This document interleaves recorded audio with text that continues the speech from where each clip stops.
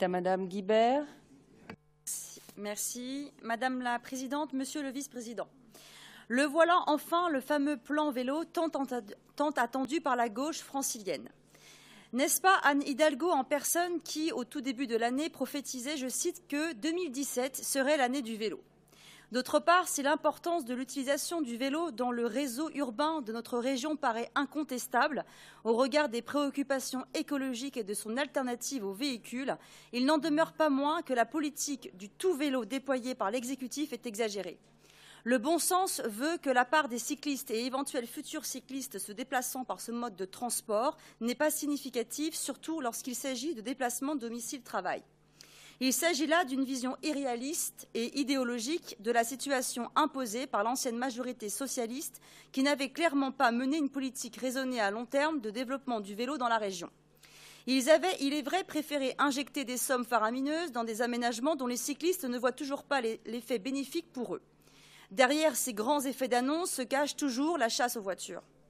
En janvier dernier, l'INSEE a rappelé à quel point la voiture restait le mode de transport privilégié des Franciliens. Dans une de ses études sur les déplacements domicile-travail en Île-de-France, l'INSEE a montré que seulement 1,7% des Franciliens se rendaient sur leur lieu de travail en vélo.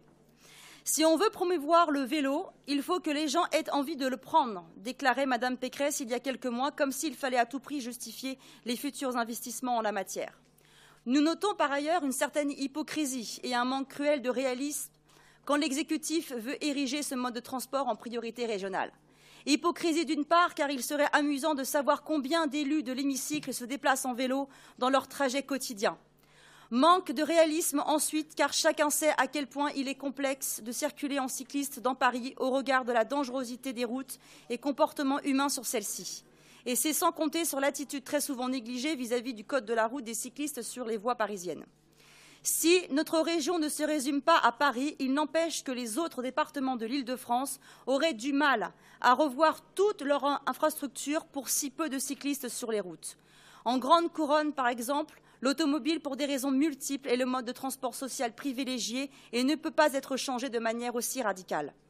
Dans ces zones, la nécessité pour les travailleurs allant sur Paris n'est pas forcément de voir fleurir des pistes de vélo ou des accès vélo plus simples, mais bien de connaître une amélioration du matériel roulant SNCF, RATP et de l'ensemble du réseau ferroviaire. Dire l'inverse serait déconnecter des réalités pratiques du quotidien.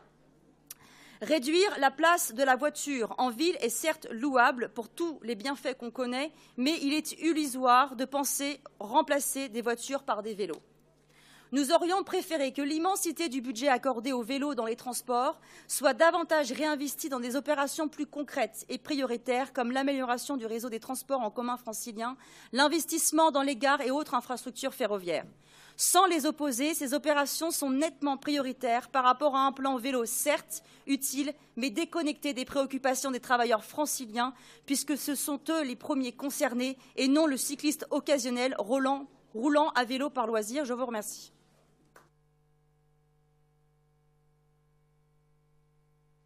Merci Madame Guibert.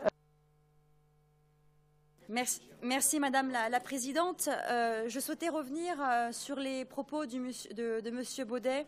Je ne souhaite pas du tout opposer les différents modes de transport. Je souhaite tout simplement, j'ai voulu dénoncer le fait que le budget qui était alloué pour le plan vélo était il nous était jugé trop excessif. Et je pense qu'il faut hiérarchiser les priorités. Et la priorité absolue est d'investir pour améliorer les conditions de transport et améliorer surtout les RER et les Transiliens qui sombrent quand même dans une vétusté que l'on ne peut que déplorer.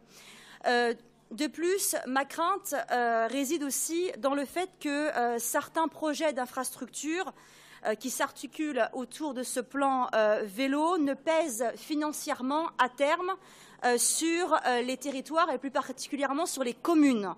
Les communes ont d'autres priorités que de construire des pistes cyclables. Les priorités des communes, ce sont de sauvegarder leurs services publics et d'essayer de survivre, au regard notamment du programme d'Emmanuel Macron, dont l'une des propositions, on sait très bien, Monsieur Baudet, que vous soutenez Monsieur Macron, mais l'une des propositions de Monsieur Macron est de supprimer la taxe d'habitation, donc finalement de tuer à terme, d'asphyxier les communes financièrement. Donc ce sont pour toutes ces raisons-là que nous nous abstiendrons sur ce plan. Bravo.